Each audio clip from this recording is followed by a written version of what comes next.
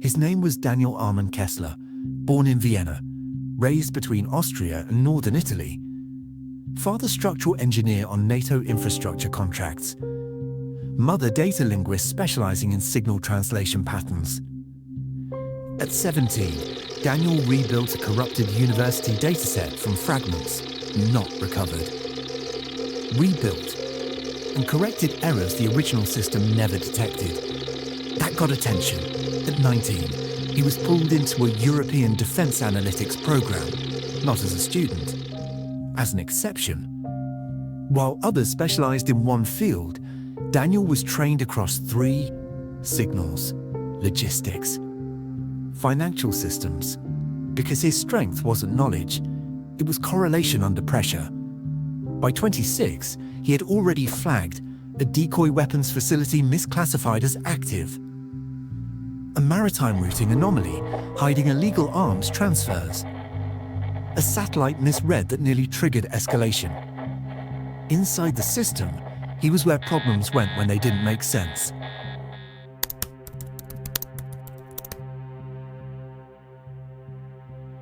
The United Nations gave him a title, Infrastructure and Systems Validation Analyst.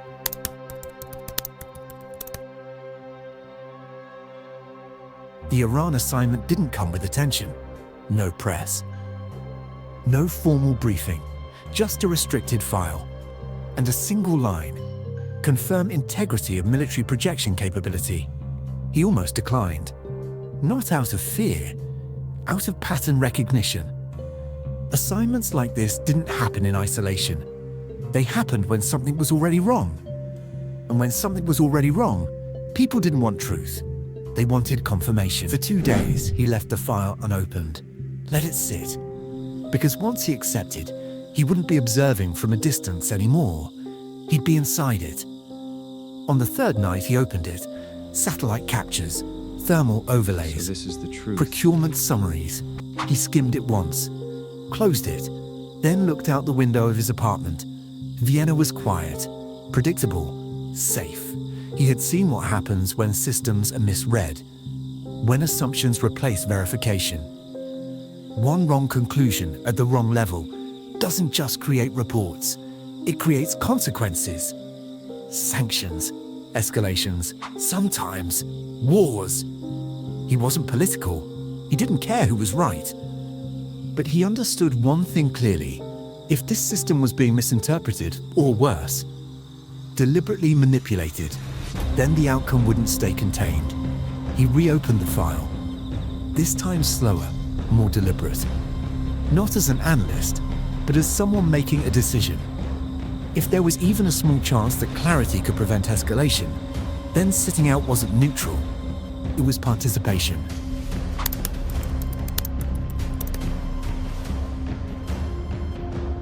He accepted the assignment at 2:14 a.m. No message, no explanation, just confirmation.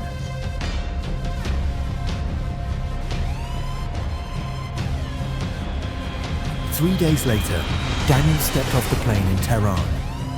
The morning sun hit the tarmac. Voices echoed in Farsi. The scent of fresh bread and spices drifted from nearby stalls. Life moved around him, steady and real. Waiting at the gate was his liaison, Major Reza Fahadi, mid-40s, calm, watchful. Reza's presence wasn't formal, it was quiet authority. Their first conversation lasted minutes. Daniel said little. Reza said less.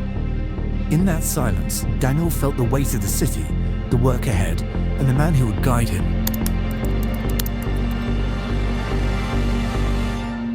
Day 2 in Tehran. Daniel followed his UN escorts through the city. They passed bustling bazaars, modern cafes, and quiet alleyways. He paused for a moment at a small Iranian restaurant, sampled kebab and chai, and watched the city move around him. He shared a brief laugh with a local colleague. Small moments of normalcy amid official work. Back at the UN field office, he was presented with files on production, logistics, and material flow. Everything looked orderly. On paper, operations were clean, compliant, and accounted for. While reviewing, he overheard two Iranian officers talking quietly in Farsi. The words drifted through his mind as translations formed. Certain critical materials were shipped in unusual quantities, not allocated to the documented sectors. Experimental use of sensitive elements. Technically prohibited. In facilities supposedly producing standard components. The potential was obvious. Their adaptations could enhance military capability, but with unpredictable and dangerous repercussions. Daniel froze.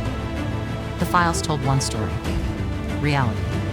The conversation he'd just overheard told another. Almost perfect data. Almost complete.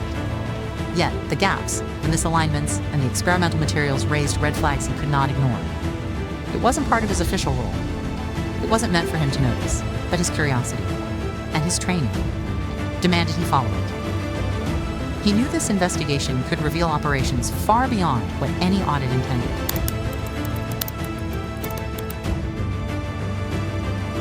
Daniel stopped treating it like an assignment. He started moving. Just a short visit, he'd tell Riza. A quick look at the depot. An hour at the assembly floor. Always simple. Always reasonable. Riza allowed it. At first. At the fuel depot, a supervisor smiled too quickly. At the assembly line, a technician avoided eye contact. At a storage yard, crates were sealed, but recently moved.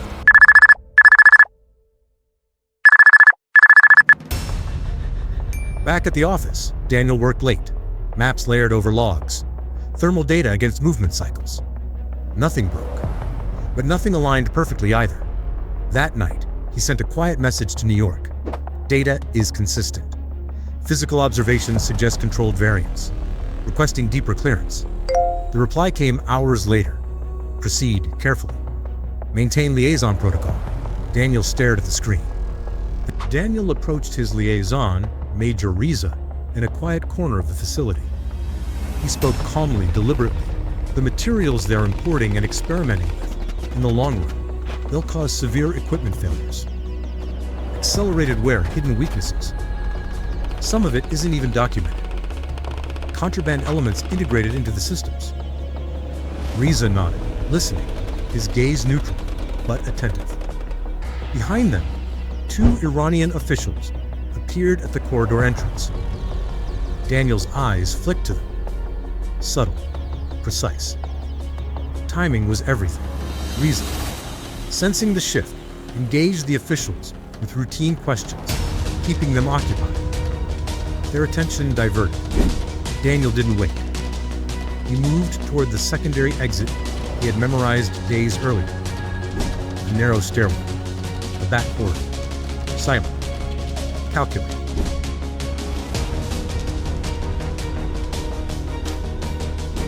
His destination, a pre-planned safe hideout in the mountains outside the city. He had already accounted for patrols, cameras, and the most likely points of interception. By the time the officials realized his absence, Daniel was already disappearing into the shadows, moving toward the mountains in safety, leaving only quiet corridors and the faint echo of a conversation behind. Daniel crouched low in the dry brush, scanning the ridges. A trickle of water ran beneath a jagged rock. Enough to last days if rationed. He built a lean-to from branches, tarpaulin, and mud hidden in the cliff shadows. Nights were cold, fire warmed him, smoke curling thin in the wind. Food was sparse. Roots, wild greens, occasional fruit. Every bite measured, every movement calculated. Patrols, supply routes, and valley patterns memorized. Knife, rope, flint, medical kit always close. At the ridge, he unrolled a thin solar panel. A small, modified receiver caught the faint Wi-Fi from Seed's camel farm below. The LED blinked once, twice. Enough to map calls and active devices. Enough to plan the next move. Daniel survived not by chance, but by observation, patience, and intelligence. The mountain became his map of safety.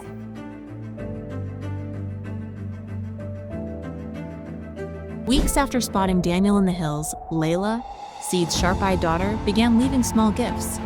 Dates, figs, pumpkin, near his shelter. She had seen him quietly fix her well pump, repair her camel's harnesses, and maintain other equipment. Seed was planning to invite a contractor to illegally tap oil on his farm. Daniel had already tapped into the contractor's communications to monitor the operation. When Daniel finally met Layla, he asked, "Why the food?" She froze, then bolted, leaving one word, "I knew." Daniel realized she had noticed his work and intentions and was quietly helping him. Her gifts became deliberate support, a silent alliance of trust and observation.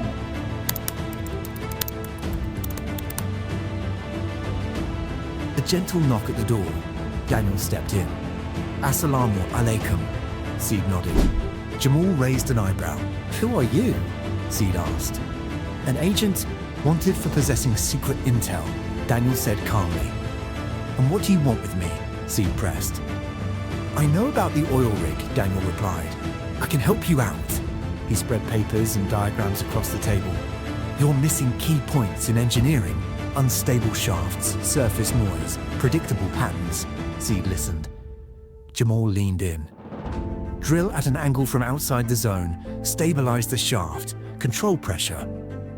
Run irregular cycles, no predictable patterns. Above ground, nothing changes," Daniel explained. "What's your percentage?" Jamal asked.